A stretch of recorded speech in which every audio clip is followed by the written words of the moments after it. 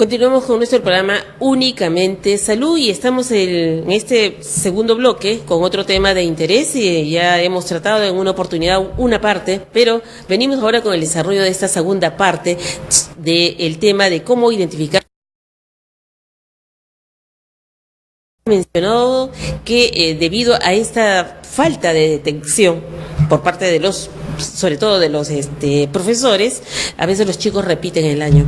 Entonces, pero esto se puede detectar y para lo cual ya tenemos la presencia de la licenciada, ella es psicoterapeuta en problemas de aprendizaje, la licenciada Erika Orellana, quien nos va a dar a conocer cuáles son estas principales problemas que presentan estos niños, y ella nos había mencionado tres principales: la dislexia, la disgrafía y la discalculia. Discalculia, son unos nombres técnicos que la psicóloga sí lo maneja a la perfección. Y vamos a conocer en sí en qué consiste cada uno de ellos, doctora, porque de repente para nosotros nos suena muy raro, para ustedes muy, muy común, pero se presenta en los niños estos problemas. Y ¿quién se tiene que dar cuenta? ¿Son los padres? ¿Son los profesores? ¿Quiénes son los que deben detectar este problema? Bueno, los primeros que tienen que detectar básicamente son los profesores, ¿no? Y los padres también tener algunos síntomas que puedan alertar que su hijo pueda presentar estos problemas, ¿no? Si yo veo que presenta alguno de estos tipos de problemas, entonces tengo que estar mirando, supervisando para ver si reúnen sus criterios para llevar a un especialista. Claro, estamos hablando de esos tres casos que son los más comunes, se puede decir, ¿no? ¿Qué cosa es la dislexia? Muy bien. La dislexia es el trastorno básicamente de la lectura.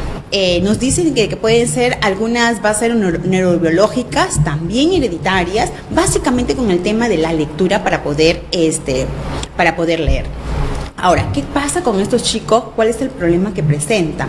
Habíamos hablado la vez anterior acerca del ensamblaje fonológico, ¿correcto?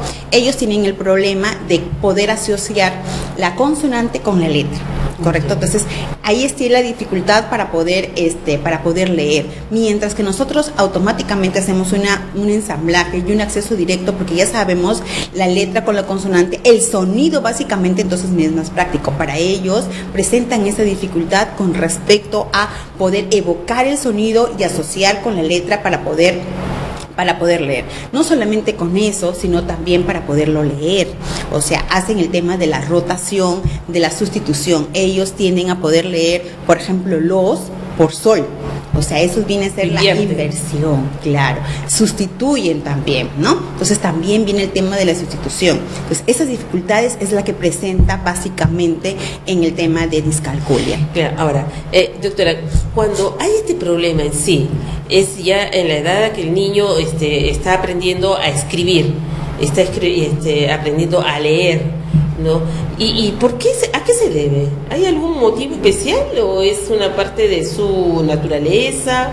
¿O cómo se podría determinar? Claro, lo que pasa es que, como había dicho al inicio, hay algunos estudios que hablan acerca de una parte neurobiológica, un problema acerca en el hemisferio cerebral, y también puede ser hereditario, normalmente es hereditario, tiene un componente genético muy alto, la parte genética, que puede haber alguna persona dentro de mi entorno que pueda presentar esto, los padres básicamente, ¿no? Los padres, los abuelos.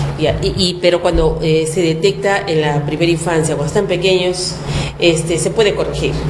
Claro, lo que pasa es que esto decae es irreversible básicamente. Lo que se le puede dar son herramientas necesarias para que él pueda de alguna manera buscar su estrategia necesaria para que pueda hacerlo, ¿no? Y con terapias para que él pueda avanzar. Porque ahí tiene también otro tema acerca de las acentuaciones, ¿no? No acenta bien, las partes ortográficas también, o sea, presentan ese tipo de problemas, de esta dificultad con respecto a la dislexia. Pero con una buena terapia esto se puede manejar de una mejor forma y el niño puede avanzar académicamente. Exacto, se han visto muchos artistas a nivel mundial que han tenido estos problemas y pueden superarlo. Por ejemplo, Thalía es una de las presentas que tiene problemas de dislexia.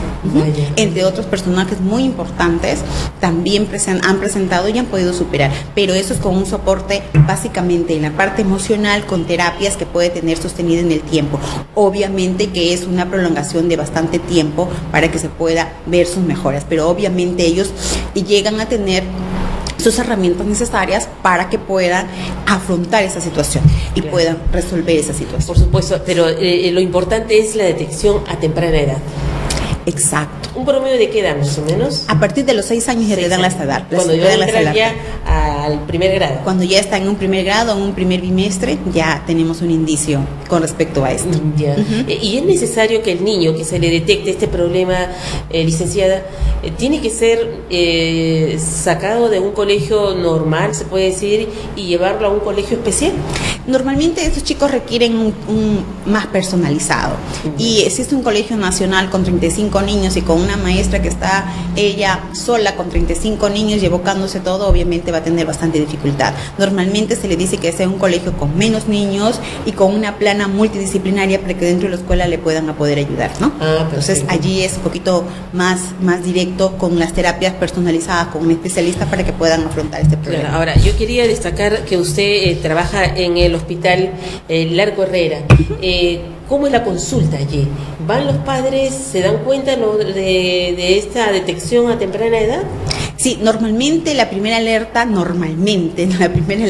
se hacen lo hacen los profesores. Entonces los profesores mandan a las terapias para que poderlas diagnosticar al padre. Obviamente, como todo padre, le es difícil poder saber y a veces no saben el término de dislexia qué es, ¿no? O sea, claro. Y tendemos a poderle explicar qué es en el proceso del tiempo, ¿no? Y eso no es una frustración para el niño, simplemente que le hacemos saber que es mucho mejor que sea en temprana edad para que pueda el niño empezar una terapia y pueda encontrar sus estrategias y pueda salir adelante. ¿Y cómo es el promedio? ¿Es un número alto de niños que se le detecta este problema? Lo que pasa es que no es muy detectado este problema de dislexia, ¿no? Entonces dicen que hay un 5 a 7% de niños que aún no son detectados con dislexia. O sea, simplemente a veces las mamás terminan el primer grado y el niño no hace la parte estructural de la lectura, entonces tienden a tener este problema de decir, algún problema puede presentar, su abuelito fue así, su tío fue así y una serie de cosas, pero no saben que presenta esta dificultad. Bueno, pero aquí el llamado es a los profesores. ¿Y los profesores están capacitados como nuestros profesores como para que puedan detectar que el niño tiene este tipo de problema? Porque después al final del año escolar, y hemos visto aquí también, creo con usted, doctora, que el problema de los niños que repiten de año es otra frustración para el pequeño. Claro, eso es básicamente es un tema de que los profesores realmente, al menos de la capital, como se le dice, todavía llegan las capacitaciones y llegan con respecto a estos temas, pero a nivel de Perú profundo, de la costa, de la sierra, ¿no? En diferentes caserillos, obviamente los profesores desconocen de este tipo de problema, entonces aluden a cualquier otras cosas, pero que no presentan esa dificultad. Ahora, el niño que presenta dislexia tiene un promedio de CI normal. Si estamos hablando de un niño con retardo leve o fronterizo, obviamente va a tener dificultad para poder leer. O sea, es su proceso porque está en otro nivel. Pero estos niños disléxicos, no se le puede decir a un niño disléxico que tiene retardo mental leve ni fronterizo. O sea, el léxico es que mi niño tiene un promedio de CI normal elevado, normal superior, normal promedio bajo, pero dentro de un promedio normal, a veces superior, ¿correcto? Pero sin embargo tiene esa dificultad en esta área. Entonces allí yo le puedo diagnosticar como un niño disléxico, pero si el niño tiene un problema de retardo, obviamente su proceso de lectura va a ser en otro nivel. Claro, muy bien. Ahora, doctora, siempre se habla, y yo quiero llamar un poco aquí al común de las personas o de las mamás o de los padres, sobre todo de los padres, ¿no? Que el problema de déficit de atención también es un problema que presentan los niños. ¿Cómo manejar este problema de atención? Porque los niños dicen que pasa la mosca y se distraen. Exacto. Es un problema también. Sí. El DSM-4 selecciona, por ejemplo, a los niños con TDAH, ¿no? Niños con trastornos de déficit de atención e hiperactividad.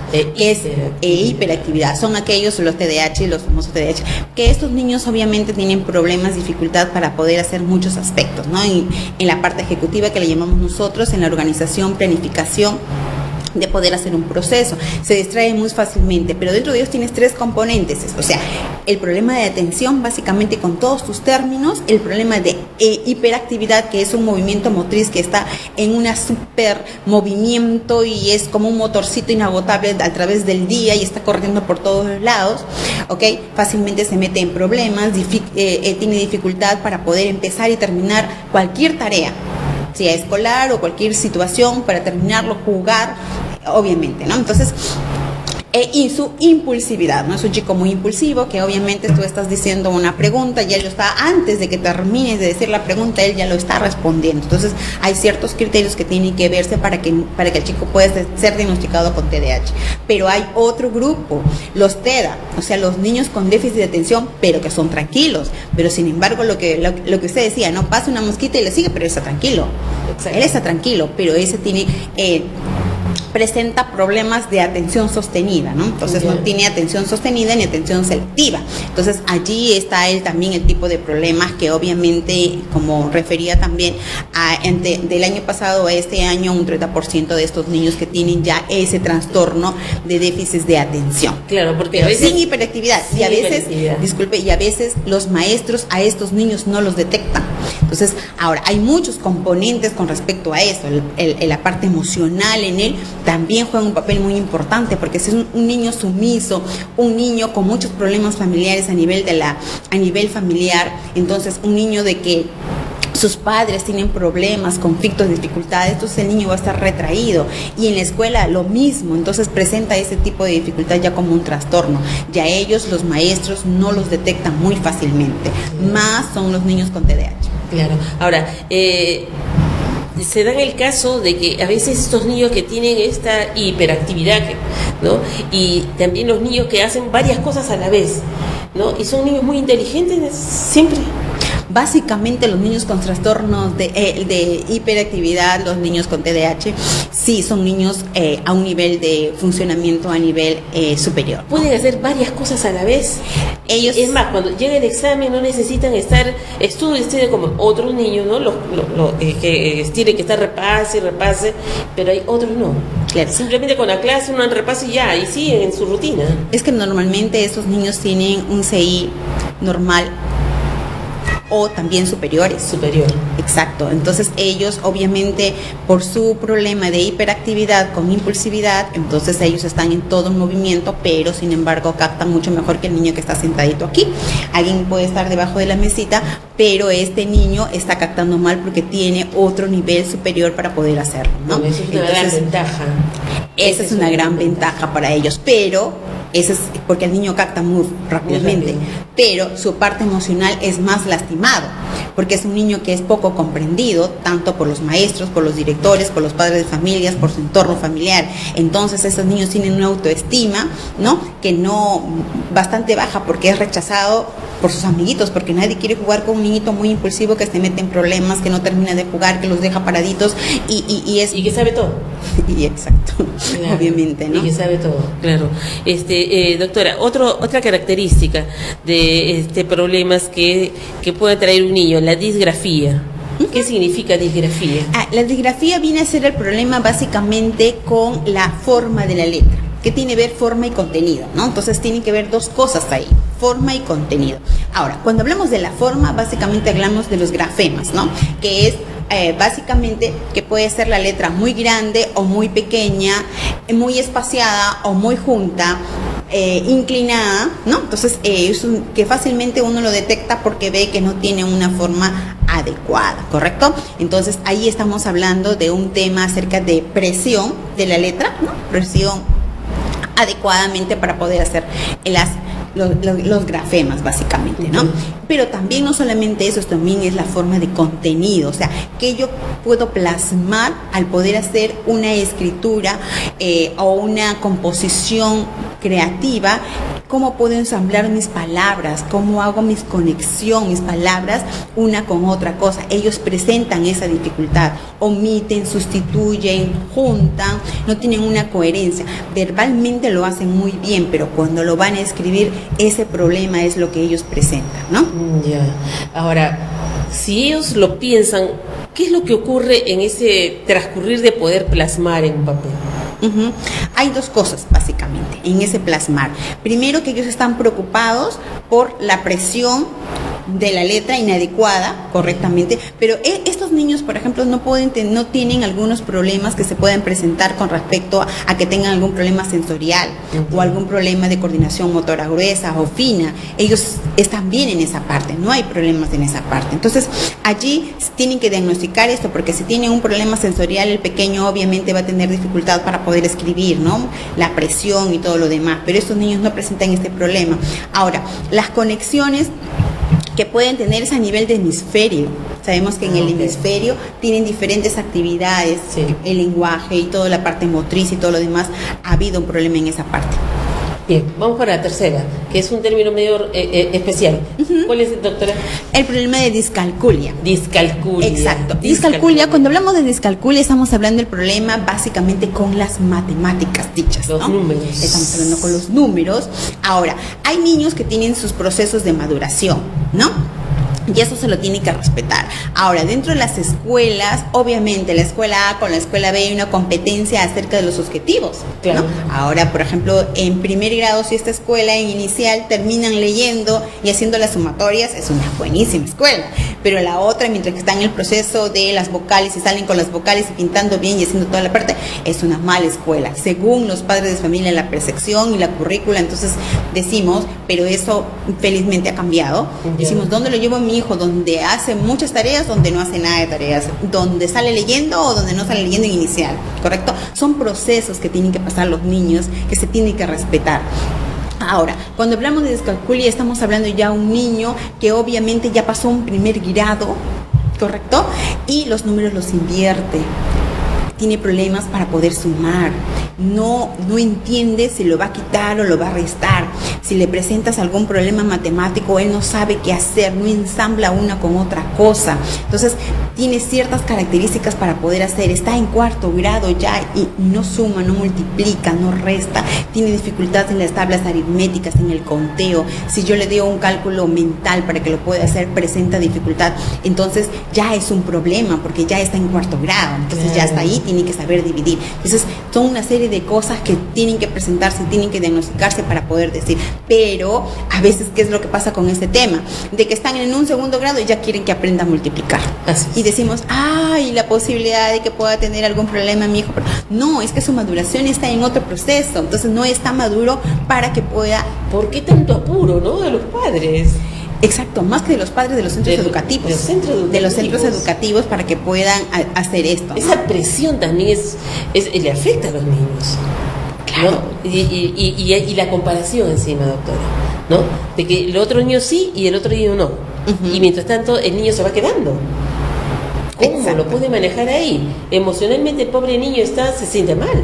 Claro, y a veces lo que pasa es que he visto en algunos centros educativos que las maestras le dicen, bueno, vamos a practicar la tabla del número 2, pero no han hecho un previo trabajo al respecto a esto, ¿no? Tiene que ser un previo trabajo con chapitas, con materiales concretos, con los niños, todo un proceso antes de llegar a la multiplicación, pero no, o sea, se divide en las aulas de que ahí está la tabla de multiplicar y ya hicieron el 1 y el 2 y en la casa lo deja el tarea el 3 y el 4. Y tiene que venir con ese proceso y la mamá no sabe qué hacer dentro de casa y lo presiona y le pone la tabla y le compra la tabla y le pone allí y le pone en su cuarto, en la puerta, en la sala, que el niño se lo aprenda y básicamente lo hace como castigo y le dice, bueno, pues ahora no sales porque no vas a salir, tienes que aprender la tabla y ahí está la tabla y comienza a hacer. Es un grave error porque el niño no es que no pueda hacerlo, sino que no es la metodología didáctica. Entonces, ¿qué hace él? Causa rechazo, pero no es porque no pueda, no es porque no es porque tenga discalculia, simplemente por eso el proceso.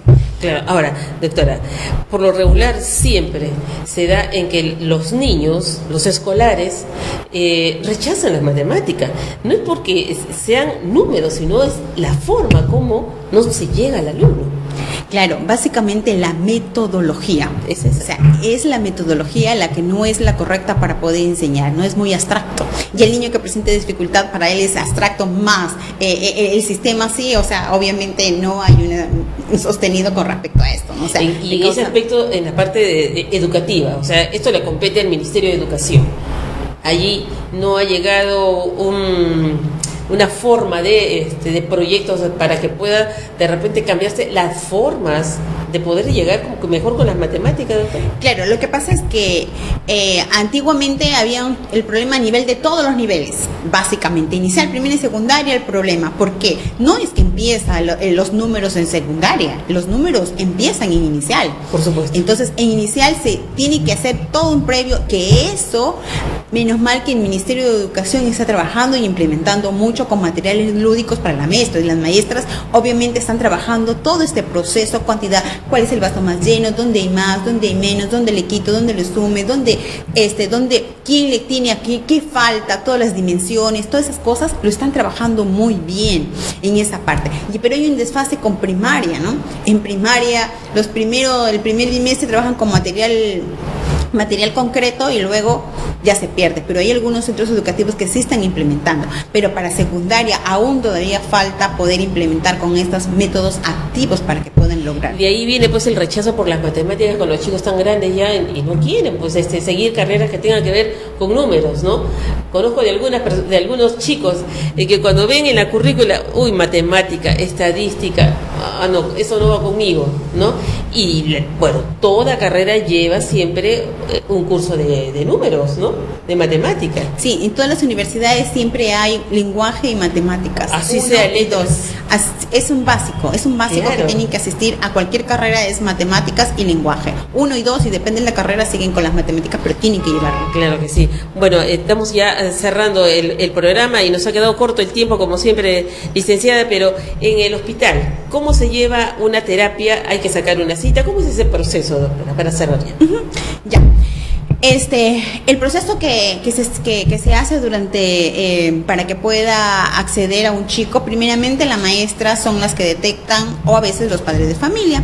Luego de eso piden una cita y pasa por psiquiatría. Y psiquiatría es el que le deriva. Y que no se asusten cuando dicen psiquiatría, doctora. No, es psiquiatría infantil y es una personas capacitadas para que puedan los chicos ellos puedan derivarle y decirle existe la probabilidad de que pueda presentar estas dificultades para que pueda ser evaluada por un especialista. Puede ser en los problemas que le he mencionado, discalculia, disgrafía, disortografía, o algunas otras que pueden ser terapia ocupacional o de repente terapia de lenguaje que puedan presentar. Ahora, el problema también con respecto a esto, ¿no? Terapia de lenguaje tiene mucho que ver con la escritura. Obviamente, si mi hijo presenta problemas de lenguaje y no escribe bien, no es porque es disléxico o porque tiene disgrafía, es porque tiene algún otro problema. Si mi hijo tiene problemas motores, no gateó, no hizo una serie de ejercicios necesarios previos para poder, y tiene su letra muy grande, no queremos decir que tiene algún problema de disgrafía o disortografía con respecto a eso. O sea, tiene que haber un previo evaluación con respecto a eso. Bueno, licenciada, es el momento en que los papás ya están avisados y que deben llevar a los chicos a una evaluación, pero también pueden ir con un diagnóstico, de repente que ya le han hecho un diagnóstico previo al niño, pueden ir con este diagnóstico al hospital. Claro. ¿No? Y eso ayuda todavía, ¿no? Sí, obviamente los diagnósticos sirven como como algo que me brindan, pero siempre hacen un descarte. Claro. A nivel más profundo. Claro, qué bueno. Bueno, licenciada, nuevamente muy agradecido por su presencia aquí en Únicamente Salud, y nosotros nos despedimos de esta semana y ya estamos con otro tema de interés para la próxima. Muchas gracias. Buenas tardes.